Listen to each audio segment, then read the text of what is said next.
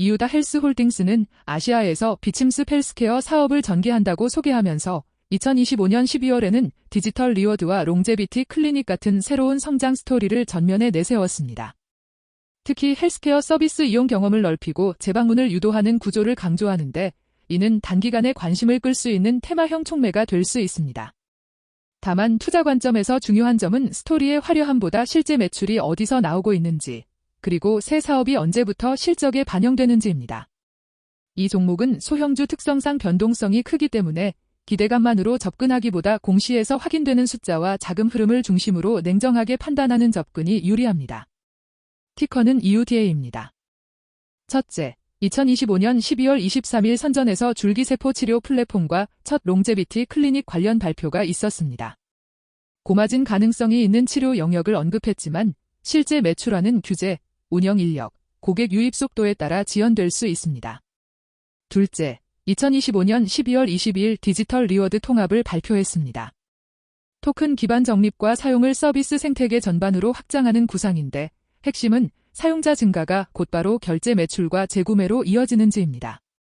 셋째, 2025년 12월 16일에는 전환형 워런트 조건 변경이 있었고 행사가가 $6에서 $4로 조정됐습니다.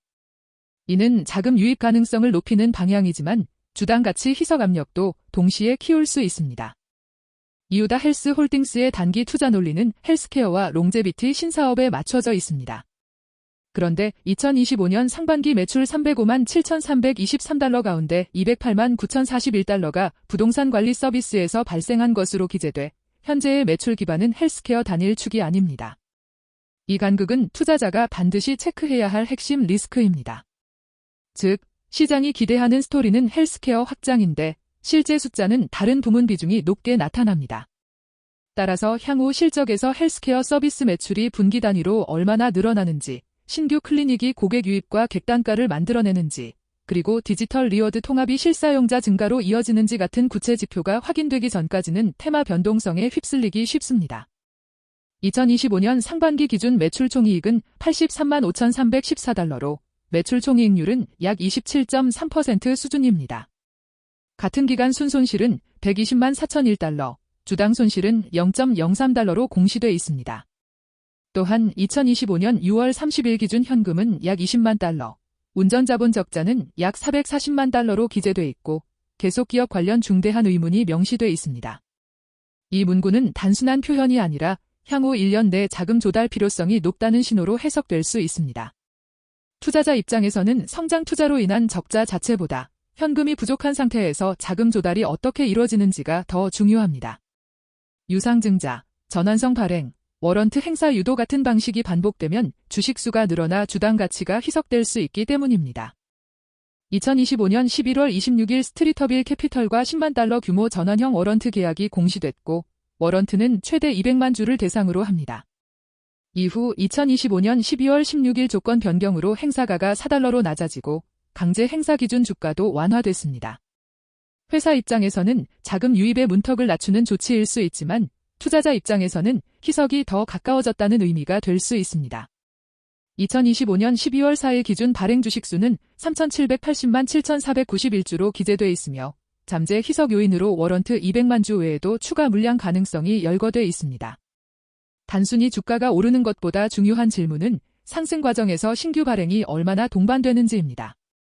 특히 전환성 자금 조달이 반복될수록 주가 반등이 체감 수익률로 연결되기 어려워질 수 있습니다. 첫째, 롱제비티 클리닉이 실제로 매출을 만드는지 확인해야 합니다. 월별 고객 수, 평균 객단가, 재방문율이 숫자로 제시되는 순간부터 스토리가 실적으로 바뀝니다. 둘째, 디지털 리워드 통합은 사용자 확대에 유리하지만 결국 중요한 것은 결제 전환율과 마케팅 비용 대비 효율입니다. 사용자 수가 늘어도 할인과 보상 비용이 과도하면 이익으로 남지 않습니다. 셋째, 자금 조달 이벤트를 상시 모니터링해야 합니다. 워런트 조건 변경은 단기 주가에 영향을 줄 수 있고 추가 전환성 발행이나 조건 조정이 나오면 변동성이 커질 수 있습니다. 넷째, 투자 접근은 시나리오별로 나누는 것이 안전합니다.